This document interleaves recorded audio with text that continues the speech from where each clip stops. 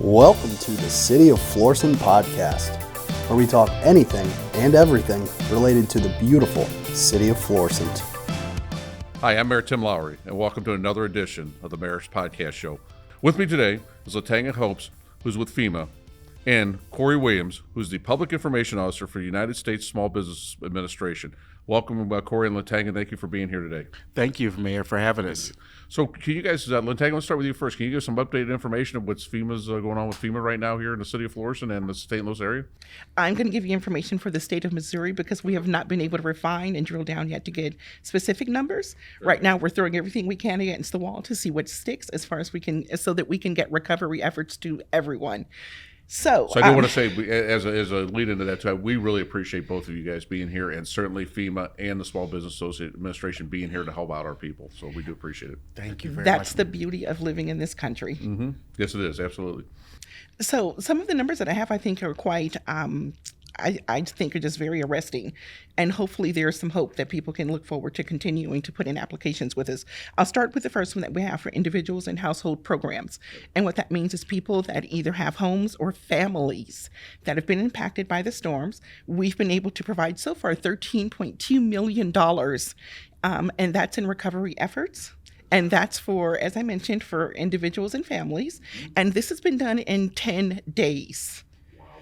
So we're watching the numbers move in very impressive increments. So that's the first thing I'd like. If you think about the fact that we've been on the ground for 10 days and there's already $13 million, it's a little more than $1 million for each day. That's unbelievable, and it just shows how much need is really out there. Also, how much people really need something right now. Really need help, and you guys are coming in and getting it to them fast, and that is excellent. That's the general idea. So I want to kind of speak to your listeners and to give them some details that may help them to get through the process. The first thing I want them to know is that we are here to help. The money that you receive from FEMA is money that does not need to be paid back. It's in grant form. That's the first thing I'd like for you all to know. The other thing I'd like for you to know is that this is for renters and homeowners. So if you are uninsured or have no insurance, and you've been impacted by the floods and the severe storms that took place between July 25th and the 28th, there may be some resources available to you. I'd like to encourage you to know that you're working towards eligibility. So it's not like you complete an application and we just give you the money. You've got to be able to state your case. And the wonderful thing about coming on shows like this is that it gives me an opportunity to share details for people to figure out how they might be able to get that done. Oh, absolutely. Is it okay if I give you some of Absolutely. that information? We appreciate all the information. It's so important for our residents, our business owners, to get all the information they can. So please go right ahead.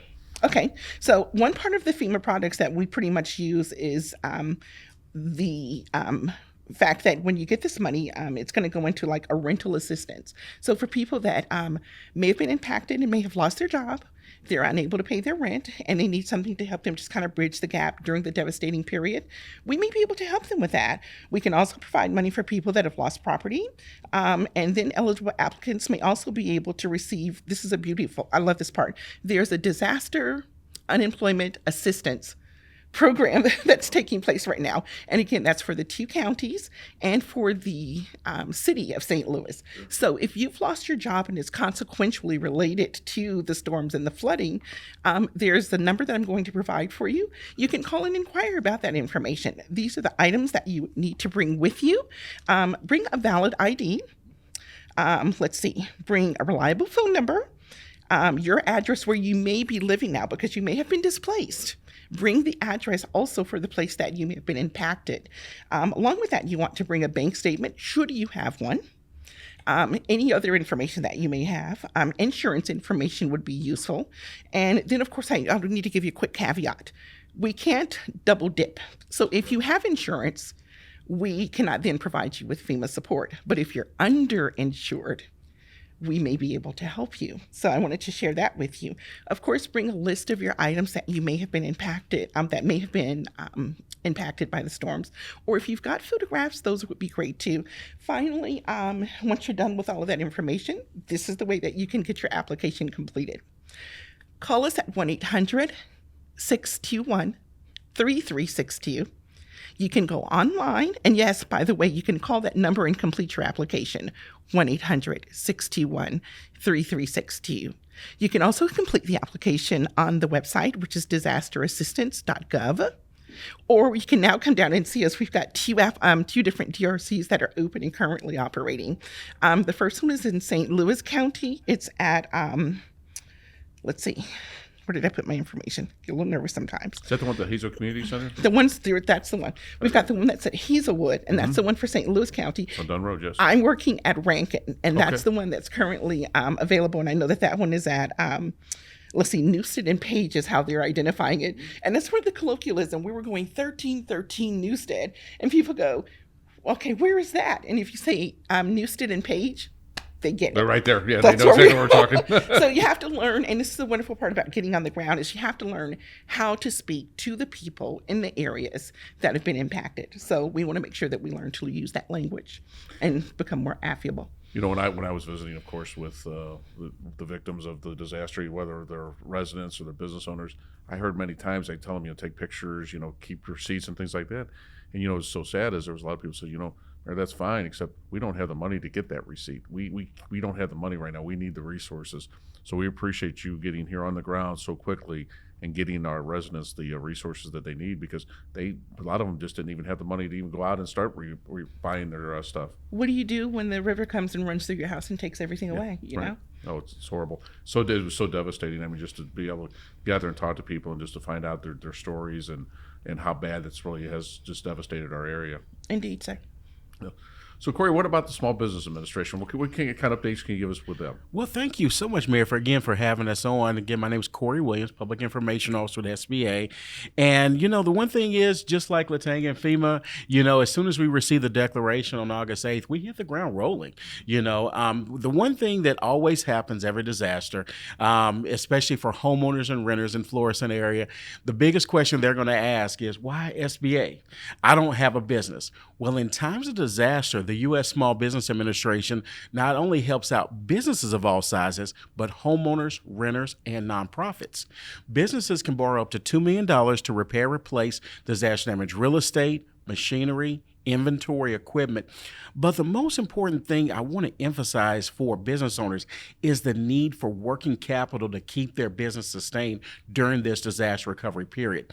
And that's the purpose of our Economic Injury Disaster Loan Program, is to provide that working capital for business owners to kind of keep going, pay their monthly obligations, pay their employees.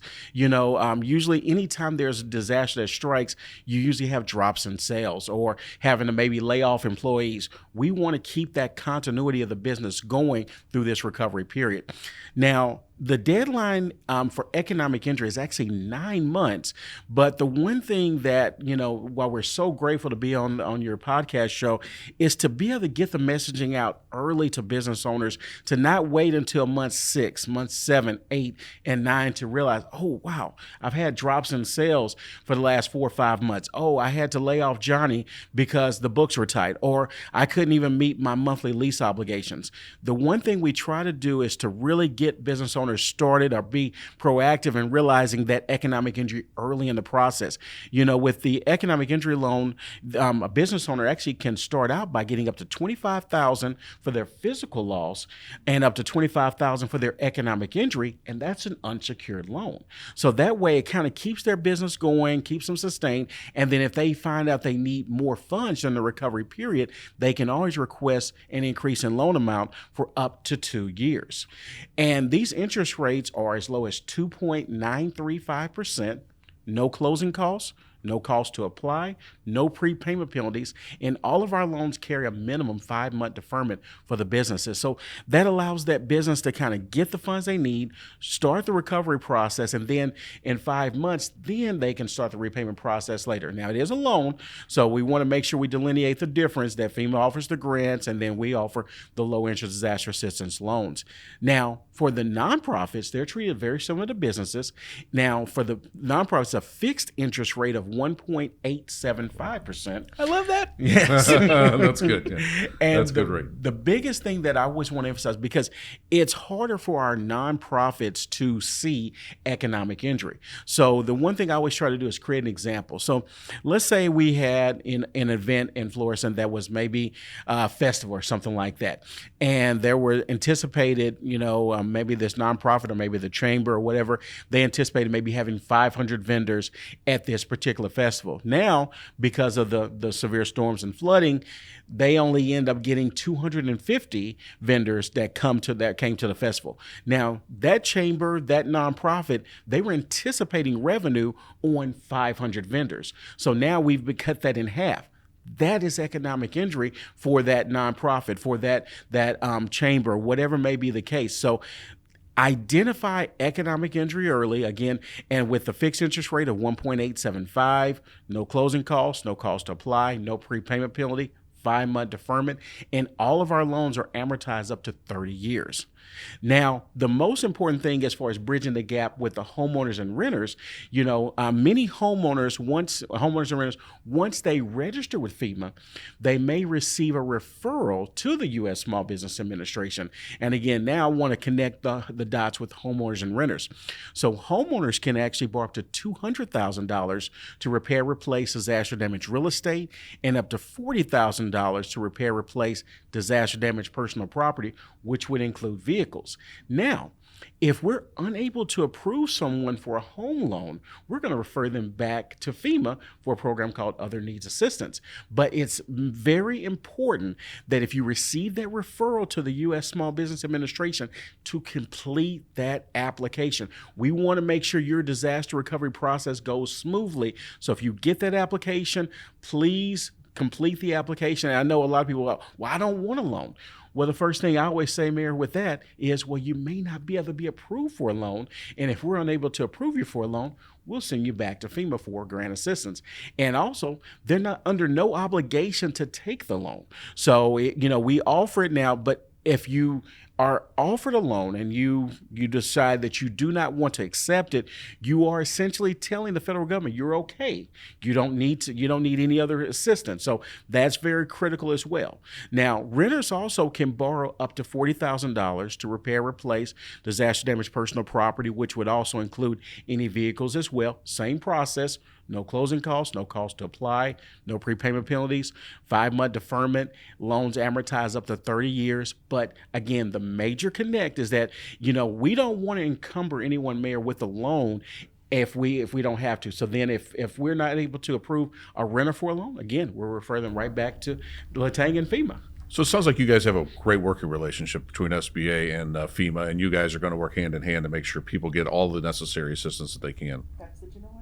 That's just wonderful to know that the two agencies are working together and they're here to help. And so that's great. You talk about not-for-profits. I mean, right away, we got the Knights of Columbus that was struck very hard. The Shrine. All the damage to the Shrine. Both are not-for-profits. And so I know that they need a lot of assistance there. And I don't know if you guys have had the opportunity to visit either one of those two properties yet. Well, actually, it's one property kind of connected, but they were hit very hard, and those are both not-for-profit groups. I can let you know that definitely we have a community outreach team that will, first of all, we have the disaster survivor teams that are out knocking on doors and canvassing the area. And what they do when they go through their assessment, the first thing they find out if there is damage, if they need to encourage or even support someone in applying for the application for FEMA. Once they get through that part, they also listen and take need of what might else be of service to them. And then, of course, if they find out that there are nonprofits, they'll then refer them. And like I said, the community outreach teams, they kind of get out there and find out what they can do. And that's when we kind of start helping people pull themselves up by the bootstraps and saying, we'll supply you with what you need. You facilitate how you'd like to use that in order to get yourselves put back together. The other thing I wanted to mention really quickly, if it's okay, is that we also provide with this disaster-free legal advice. And that's a very important piece. And that's for people who may be being put out of their homes. We understand sometimes that landlords would take advantage of this opportunity, go in and redevelop their homes and then say, you know what, we want to raise the price. You can't afford it. Let's get somebody else in here. So if there's some way that we might be able to help, and not only in that category, there are people that may need help with, I think sometimes they're also doing, homeowners may have in homeowner insurance, and there are things that they may have legalese and need understanding with. So that's a pretty valuable piece in the sense that we have these lawyers that will come in and make themselves available to support in those endeavors. And then finally, I wanted to mention, being that this is for a flood, We've also been able to provide about $4.2 million in claims with the National Flood Insurance. So if you do not have insurance, this may be a good time to consider doing it. And the fact that we've been able to pay out the $4.2 million means that we're not sticking it to homeowners and saying, you know what, we do realize there was water, but it wasn't a flood. Right. It was rain. Right. How do you delineate the difference between the two? Absolutely. And I've heard that, yeah. And I know a lot of people have. So having the free legal advice and the fact that you might be able to get a reliable flood insurance may be something that people should keep in mind as well. Very good. So is there anything else that you guys can think of that we need to get out to our residents, either from SBA or FEMA? Well, Mayor, the one thing we want to thank you again for having us on the show, and to make sure that take advantage of these disaster recovery centers while they're open. That's your greatest resource. You have great customer service representatives from FEMA, SBA that are there to answer any questions you may need, get updates, and even when you get to closing on the SBA loan, you can even close your loan over at the Disaster Recovery Center. And we've approved 35 home loans as of this morning for $983,500, and the number will continue to rise through this process. It's a little longer for the loans as opposed to the grant assistance, but we're steadily working around the clock. And if you're unable to visit a Disaster Recovery Center, you can always apply online for SBA by going to disasterloanassistance.sba.gov. Again, that's disasterloanassistance.sba.gov, or you can call the SBA customer service number, which is 1-800-659-2955. Very good. One more time, Latanya, you want to put your information out there so people can contact you guys also? Indeed, sir. Again, the number for FEMA would be 1-800-621-3362. And of course, if you'd like to reach us online, it would be disasterassistance.gov. Guys, I just want to appreciate how quickly you guys got on the ground here in the city of Florissant and the entire St. Louis area and brought your resources and helping so many people already, because as you know, there's a lot of need out there right now. And we certainly appreciate you guys coming in and doing what you guys do here in the city of Florissant and our region. Thank you. Thank you, sir. This concludes another edition of the Mayor's Podcast Show. We are Florissant Strong. Thank you.